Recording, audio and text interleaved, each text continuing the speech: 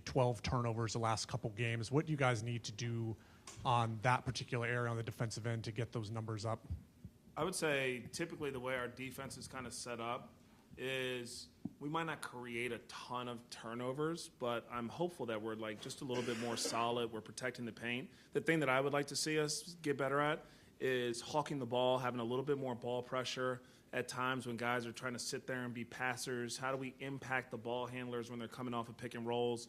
I would also just hope that with our great shift activity, we actually are getting more deflections. And so, like, you know, as you're there, you're kind of stunting at the ball. As you're fanning out, can you get more deflections? Can you be a little bit more active as you're chasing through off-ball screens or DHOs to get kind of some hands? So I would say we way more track deflections and impacting ball handlers and creating maybe a little bit of pressure on the ball instead of just trying to be like an undisciplined flying around and focused on turnovers, if that makes sense. Besides hawking the ball, what other areas of defense have you stressed to your team based on the way that things have gone the last two games? I would say individual pride.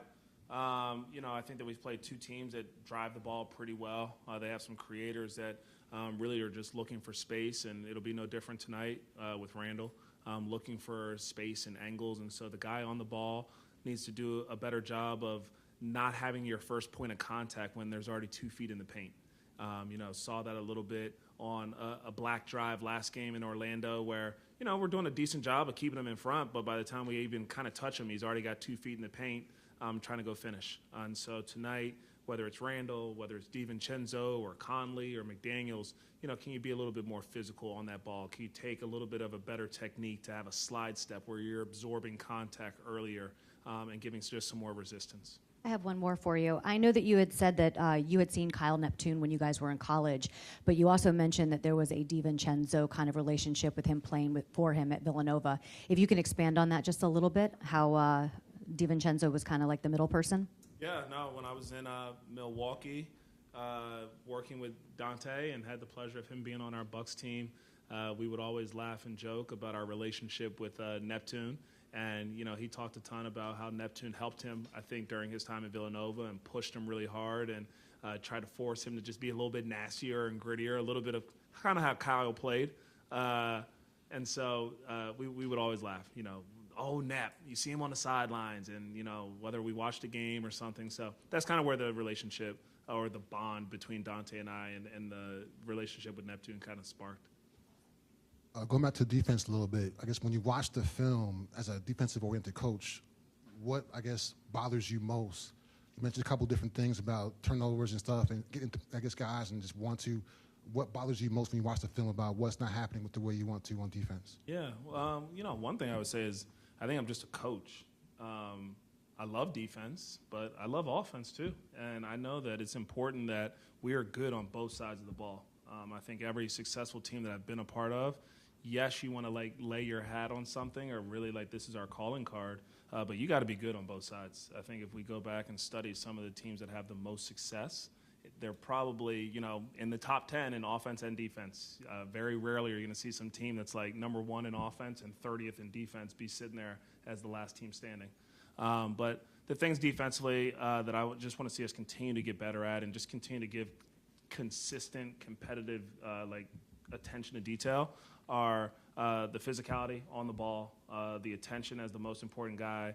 I think that no matter what you're doing, offense or defense, you have to do it as a collective group. So that's where the shift activity comes in. That's where some of the rim collisions and verticalities and who's going to take a charge and help us protect the paint.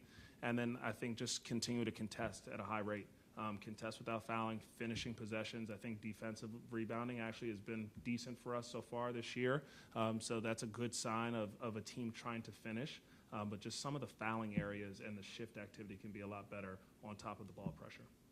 Then with Melo coming on the injury report a little bit, what can you say about him there? Obviously, he's probable for tonight's game, but just what's happening with injury management for him and how important is his health for you guys this year, knowing what he's dealt with the last couple of seasons? Yeah, I would say health for our whole team's important.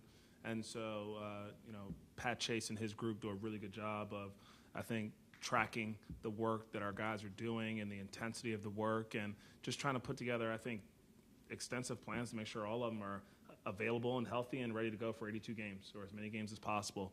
And so Melo got evaluated this morning. I'd say that like trending in a more positive direction right now. And the goal for him and for every player on this roster is to make sure we're putting them in their best position to be available for as many games as possible. On several occasions, you talked about playing in open space. What challenges do the Minnesota Timberwolves present when it seems like their big wings can kind of close that space down quicker than other teams? Yeah, great point. They have great length and athleticism, and usually their activity is like pretty good. I would say their physicality is one thing that we got to be ready for tonight. Playing these guys last year, you felt like their on-ball pressure took us out of our ability to have like a good rhythm and a good flow. So tonight, as we're screening, especially a guy like McDaniels, you got to be able to really stick a screen, make it tough for him to get through screens. And then again, like the more stops we can get, the faster I think we can play. The ball movement, the quicker decisions. Anytime you hold the ball, you allow them to kind of catch up to you and then really climb into your airspace and pressure passers and stuff. So as much ball movement and pace that we can have in and out of cuts, I think are going to be really good.